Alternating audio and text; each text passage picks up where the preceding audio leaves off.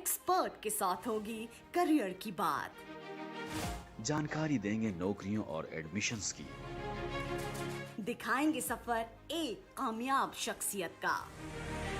रोजगार से कामयाबी तक हर शनिचर रात 9:30 बजे और इतवार दोपहर 1:30 बजे सिर्फ डीडी उर्दू पर।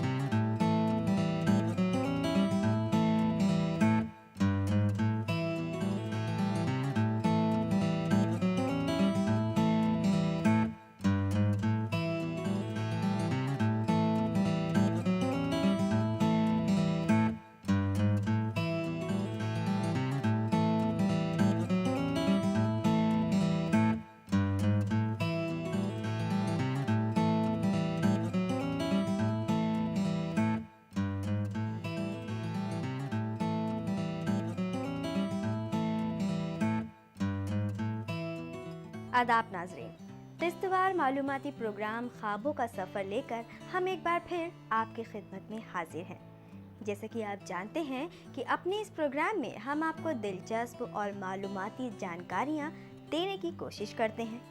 पिछली किस्त में हम बात कर रहे थे दादा साहेब फाल्के की। नाज़रीन, भारतीय फिल्म इंडस्ट्री जिसकी बुनियाद रखने वालों में दादा साहेब का नाम सबसे ऊपर है, ये कोई मामूली इंडस्ट्री नहीं है। हम आपको बताना चाहेंगे कि इंडियन फिल्म इंडस्ट्री में बहुत सी ज़बानों में फिल्में बनाई जाती हैं, लेकिन इन सब में हिंदी फिल्मों का नाम सबसे ऊपर है। हिंदी फिल्म इंडस्ट्री को हम बॉलीवुड के नाम से भी जानते हैं।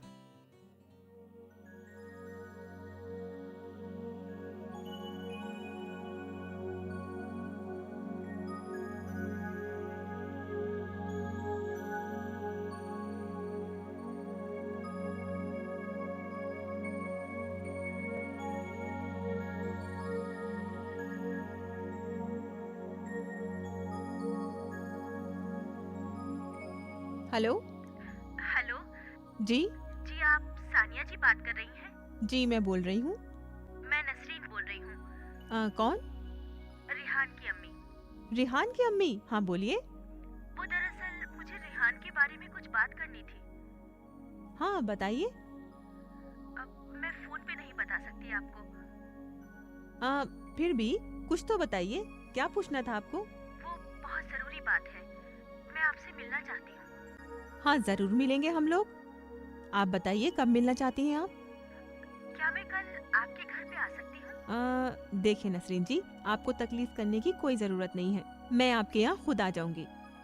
अच्छा, तो फिर हम कल मिलेंगे? जी जरूर मिलेंगे। कितने बजे? 4 बजे ठीक रहेगा ना? जी 4 बजे ठीक रहेगा, पर आप जरूर आइएगा। जी मैं जरूर आऊंगी। मेरा आपसे बात करना बहुत जरूरी है। जी मैं जरूर आऊंगी। खुदा हाफिज। खुदा हाफिज।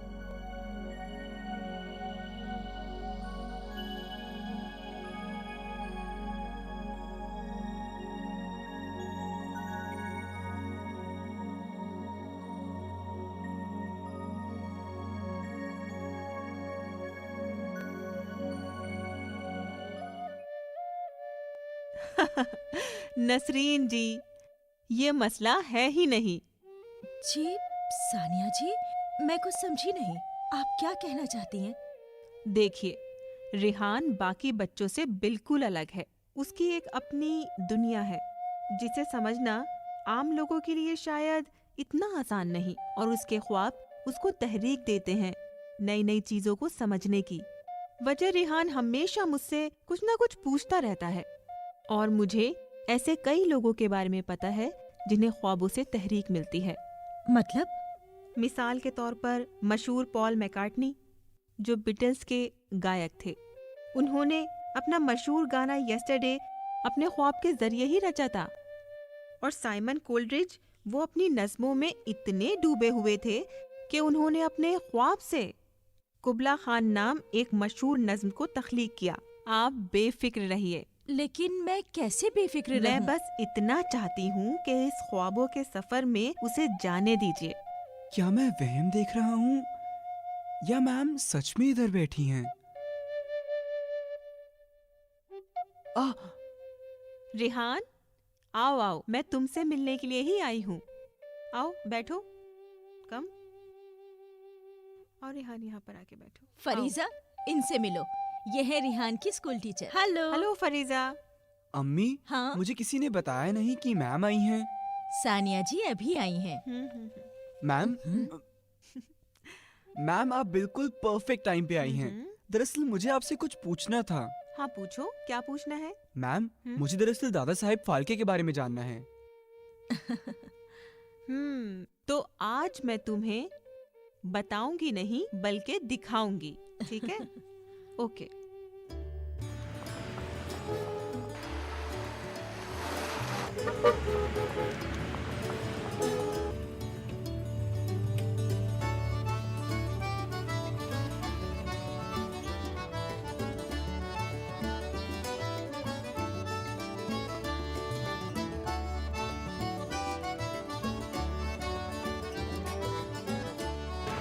मैम, हम कहाँ जा रहे हैं? रिहान थोड़ा सब्र करो, हम बस पहुंचने ही वाले हैं।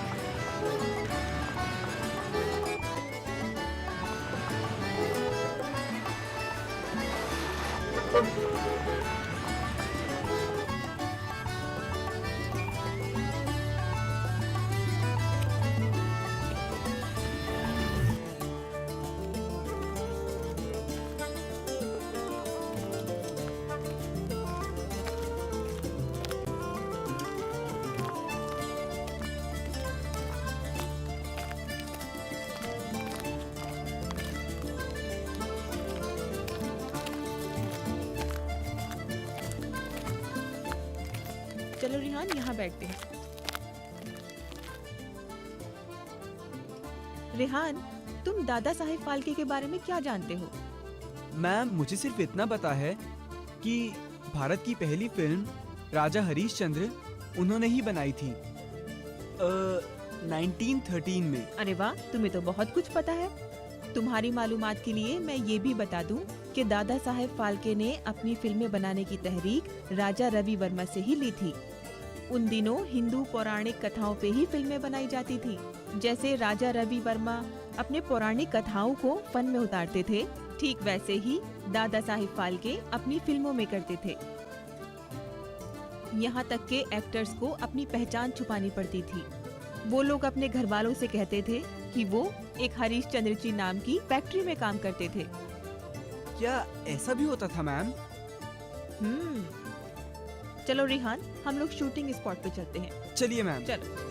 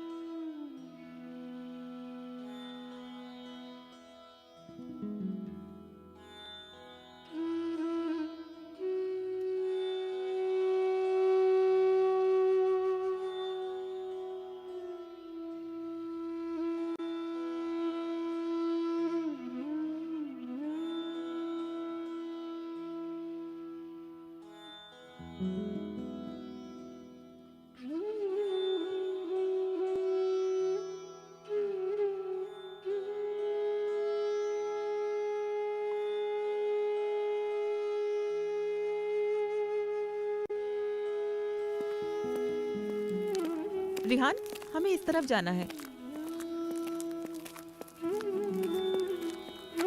चलो।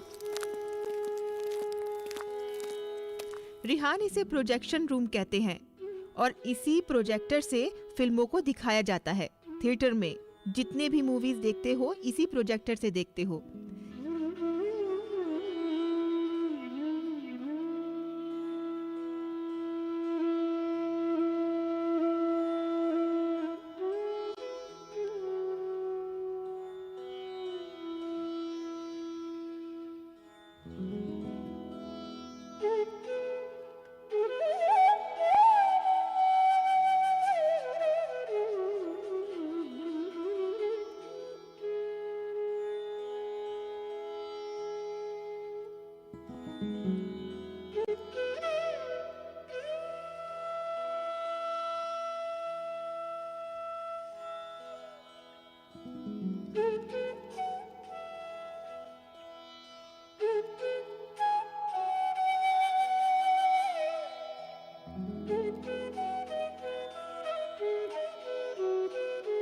इसकी रोशनी सीधा स्क्रीन तक जाकर हमें फिल्मों का दीदार करवाती है।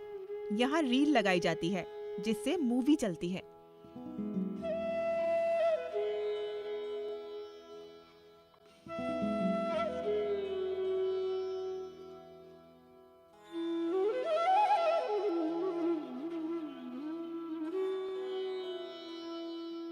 रिहान, ये स्टीम बैग है, ओके? पहले के जमाने में हम फिल्मों की एडिटिंग ऐसे ही करते थे, लेकिन आजकल तो सब कुछ डिजिटल हो गया है ना?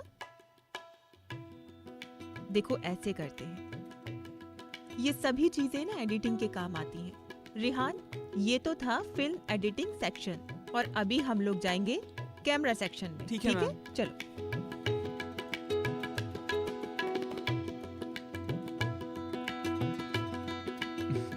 क्यों रिहान, मजा आ रहा है ना तुम्हें? रिहान, ये है एरिफ्लेक्स फिल्म कैमरा, ठीक है? दादा जरा इसको समझाइए। ये 16 mm ए फ्लेक्स है। ये सेल्यूलॉइड है, डिजिटल नहीं। ये सेल्यूलॉइड के लिए ही इस्तेमाल होता है। ये इसका जूम लेंस है और ये हिस्सा लेंस को धूप लगने से बचाता है, तो इसीलिए हम इसको शेड कहते हैं। ये शेड जो है ये धूप से इसको बचाता है और इस हिस्से में फिल्म डाली जाती है।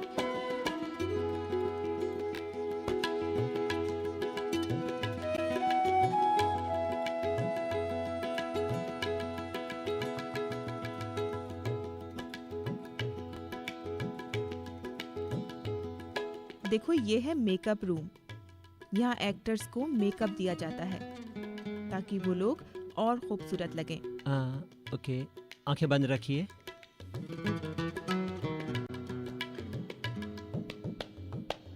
देखो ये मेकअप मैन है, ये जो मेकअप कर रहा है, ये देखो।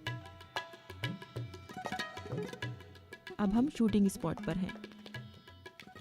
यहाँ शूटिंग चल रही है। देखो कितने सारे लोग होते हैं।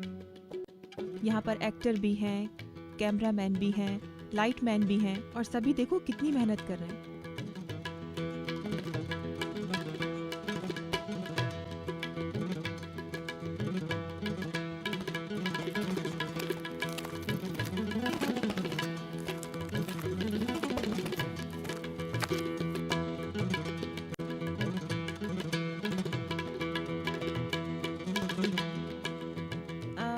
May I come in, sir? Yes, come in. Rihan, ये है ऑडियो स्टूडियो, हाँ?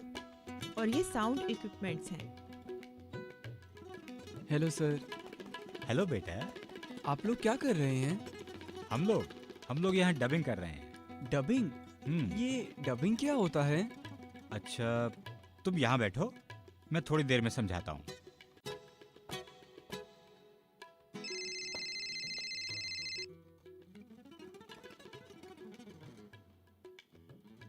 रिहान, तुम थोड़ी देर यहाँ बैठो, मैं बस अभी आती हूँ, ठीक है? जी। ओके।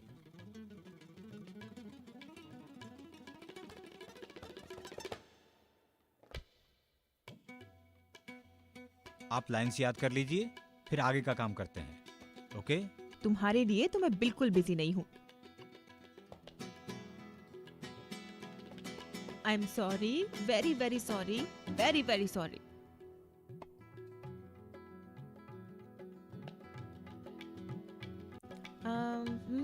नहीं नहीं नहीं नहीं।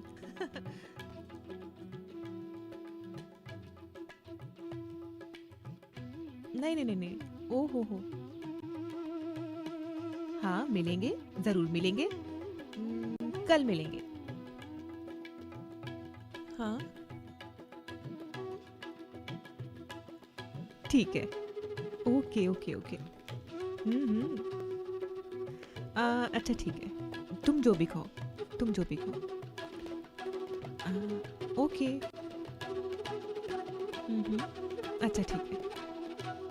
ओके ठीक है। ओके।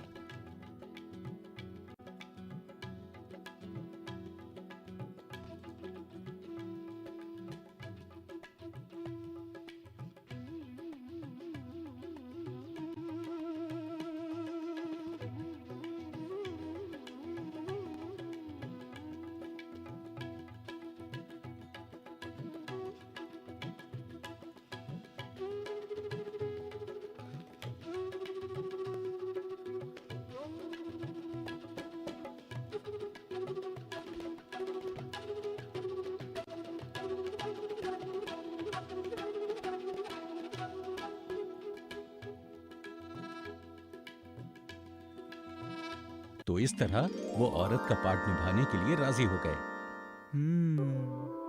तुम्हारी मालूमात के लिए बता दूं कि राजा हरिश्चंद्र 40 रील लंबी थी। फिल्म को शॉट करने में 6 महीने लग गए थे और उसकी एक रील 3700 फीट लंबी थी। 3700 फीट। आपने और कितनी फिल्में बनाई? मैंने 20 साल तक फिल्में बनाने का काम किया और उस दौरान मैंने 125 फिल्में बनाई हैं। मैंने फिल्मों का सेंटर मुंबई के बजाय नासिक में बनाया। जब मेरी फिल्म कामयाब हुई तो कुछ सरमायादारों की मदद से मैंने हिंदुस्तान में सिनेमा को कायम किया। अच्छा, तो ये बताइए, औरतों ने फिल्मों में अपना काम कब से शुरू किया?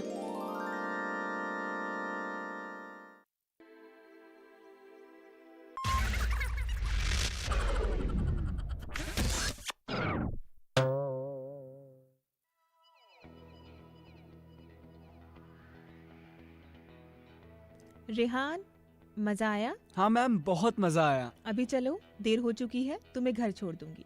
हाँ। आओ। Sir, thank you so much. Thank you. Thank you sir. Ma'am रुकिए रुकिए। मैम, वहां से धुआं निकल रहा है, प्लीज हम जाके देख लें, प्लीज।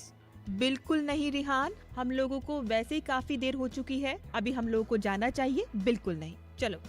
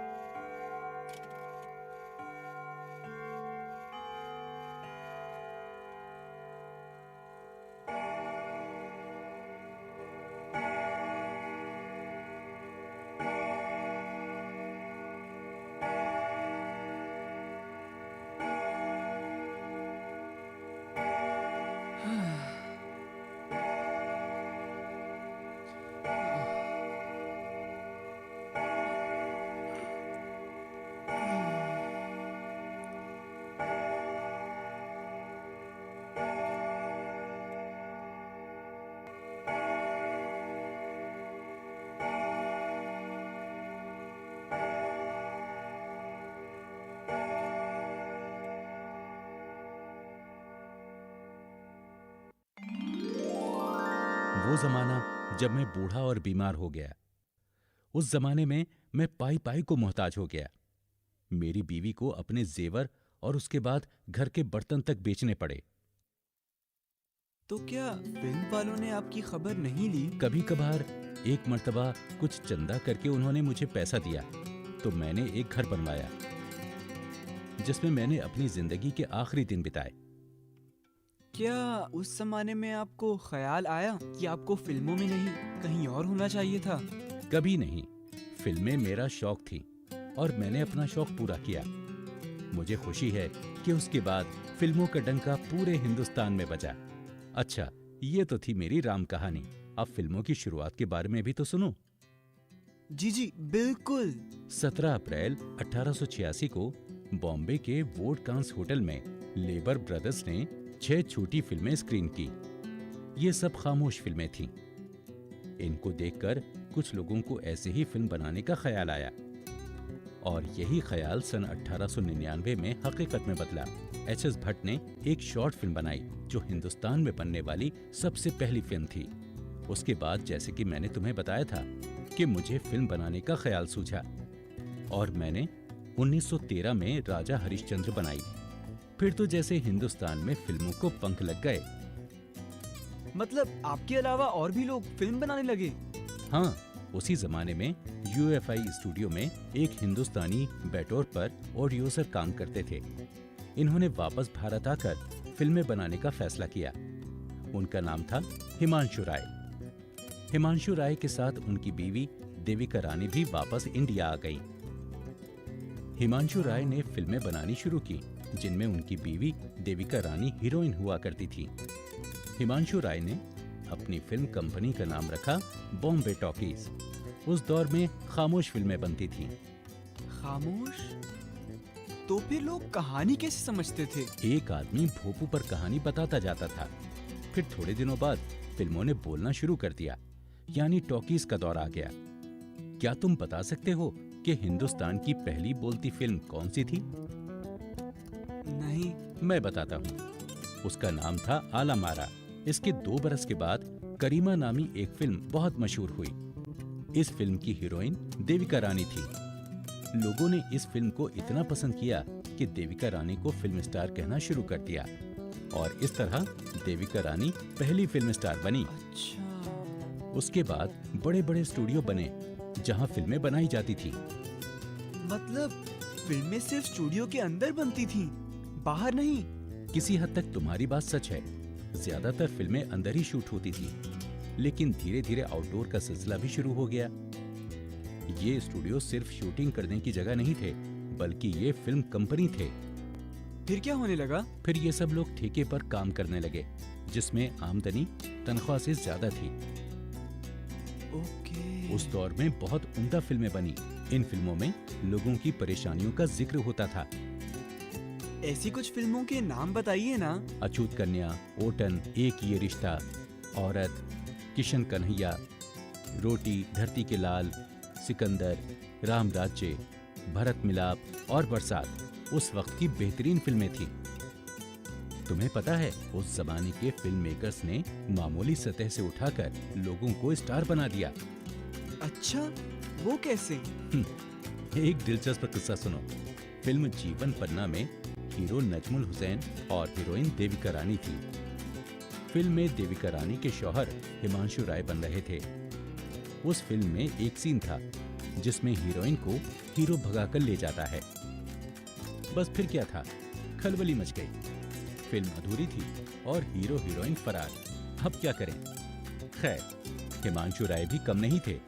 उन्होंने उन दोनों को ढूंढवा लिया। देविका रानी को तो खैर माफ कर दिया गया, लेकिन नजमुल हुसैन को काम से निकाल दिया गया। अब ये मसला था कि हीरो कौन बने। तब तो हिमांशु साहब ने किसी और को हीरो ले लिया होगा। नहीं, उन्होंने अपने यहाँ के एक लैब असिस्टेंट को हीरो बनने का हुक्म दिया। वो बेचारा पहले तो डरा, लेकिन बाद में काम करना पड़ा। जानते हो वो कौन था? कौन? अशोक कुमार, जो एक मशहूर फिल्म एक्टर बने। ओह, तो इस तरह आए थे वो फिल्मों में? जी हाँ। बड़ी इंटरेस्टिंग स्टोरी है उनकी तो। ऐसे ही बहुत सारे किस्से हैं। खैर, तो इस तरह भारत में फिल्मों ने अपना सफर तय किया और आज की सूरत हाल तुम देख ही रहे हो। हमारे मुल्क में तकरीबन 1000 फिल्में हर साल बनती हैं। हाँ, हमारे स्कूल के रास्ते में एक सिनेमा हॉल है जहाँ आए दिन नई फिल्मों के पोस्टर लगे रहते हैं। अच्छा रेहान, काफी देर हो गई, मुझे चलना चाहिए। बड़ी खुशी हुई आज तुमसे बात करके। जी मुझे भी। मुझे आपसे बहुत कुछ जानने को मिला। नाज़रीन, फिल्म मेकिंग एक पेचीदा अमल है। फिल्म मेकर किसी फिल्म को बनाने से पहले कई मरहलों से गुजरता है। किसी भी फिल्म की शुरुआत उसके कॉन्सेप्ट या आइडिया से होती है। उस आइडिया को डेवलप किया जाता है, काफ़ी रिसर्च की जाती है और फिर स्क्रिप्ट लिखे जाने के बाद फिल्म का प्री प्रोडक्शन पूरा किया जाता है, जिनमें अदाकारों को तय किया जाना, शूटिंग की साइट्स को फाइनल करना, सेट्स वगैरह तैयार करना, ये सब शामिल है। प्रोडक्शन वो मरहला है जिसमें फिल्म को शूट किया जाता है और उसके बाद मरहला पोस्ट प्रोडक्शन का आता है, जिसमें फिल्म को एडिट करके उसकी छोटी बड़ी कमियों को दुरुस्त किया जाता है। नाज़रीन, हमारे मुल्क में अगर आज फिल्म इंडस्ट्री की एक बहुत बड़ी रिवायत है तो इसका सेहरा किसी और के नहीं बल्कि दादा साहेब फाल्के के सर ही जाता है।